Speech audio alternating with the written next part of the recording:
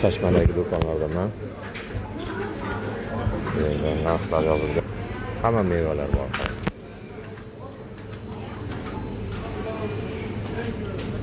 Qovunlar ham bor. Kilosi 50 lira. 18 ming so'm kilo.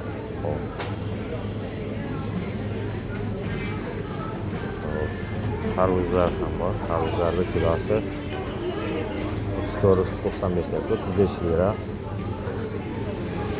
Ham 12 ming, 13 minglarga to'g'ri keladi.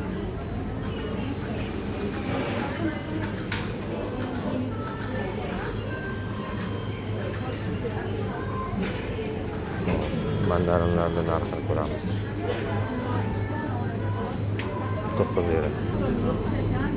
Qarampurlar, pomidorlar hammasi o'zimizning narximizda. Pulga to'g'rilasa o'zimizning narximizga to'g'ri keladi.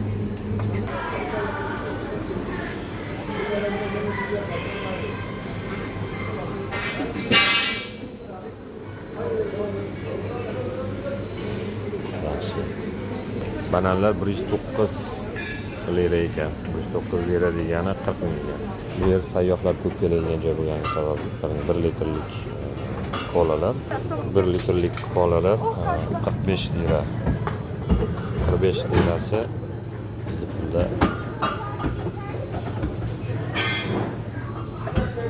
50 lira 18 ming bo'lsa 15 mingga. Bu indirim debdi. Arzonlashtirilgani.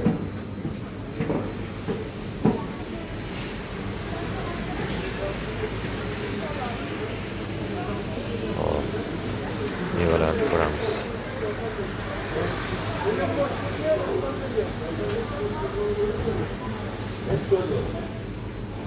Hamma narsa bor, lekin Yevropa standartlari asosida qimmat.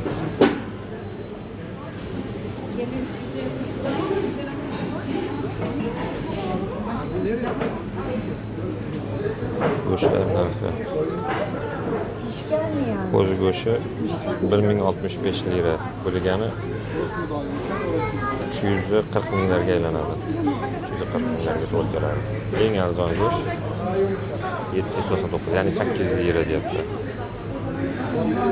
100 lirasi 35 ming bo'lgandan keyin 800 lirani hisoblab ko'ring.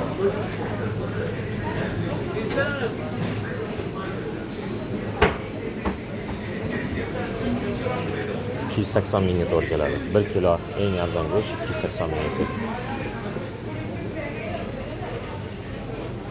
Hamma narsa qimmat bu yerda. 2,5 litrlik kolalar 70 TL ekan. 1,5 litrlik Pepsi'lar 42, 40, salkam 43 lira.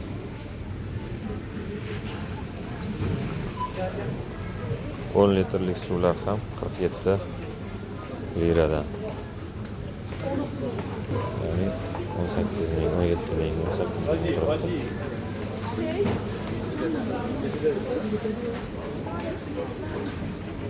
Hamma joyda bu yerda ham gazetalar bor. Har bir do'konda bunday gazeta, jurnallar, bolalar uchun, kattalar uchun kitoblar ham bor.